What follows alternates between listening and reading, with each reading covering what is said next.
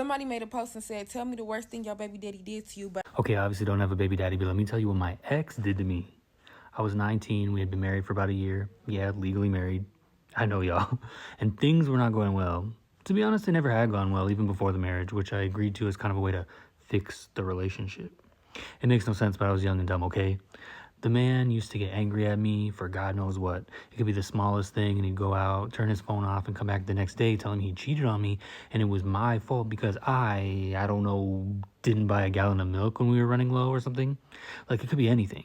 He would basically emotionally terrorize me for the smallest things as an excuse to get me to help support his lifestyle while he went out and cheated on me with whoever. And he was a charmer, okay? He could act his ass off, which thankfully now is more of a failed career of his than anything else, but it would make anyone looking outside in believe he was an angel. Just a cute little music major from Florida trying to build a family and follow his dreams, and most people were fooled. But the people closest to me and him saw him for what he was, a toxic, verbally and physically abusive monster who let all his demons out on the people closest to him when he got drunk, which was every day, by the way.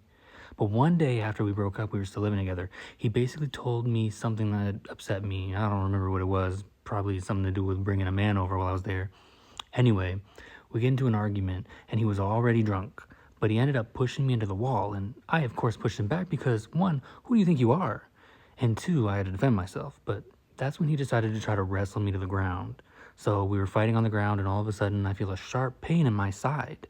Apparently, this man had gotten a hold of a hammer while we were wrestling, and he hit me with it.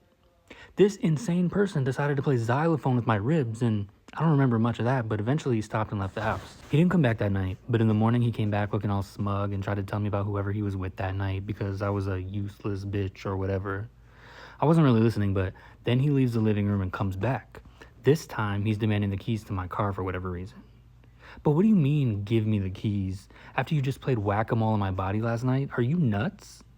So as I'm laying there, I say, you didn't even say please. Just a little FU phrase, because where did you get the audacity to not only ask me that, but demand that from me? So what does he do? It wasn't say please. But what it was to jump on top of me and smash his knee into the very ribs he was just beating on. So I cry out in pain, obviously.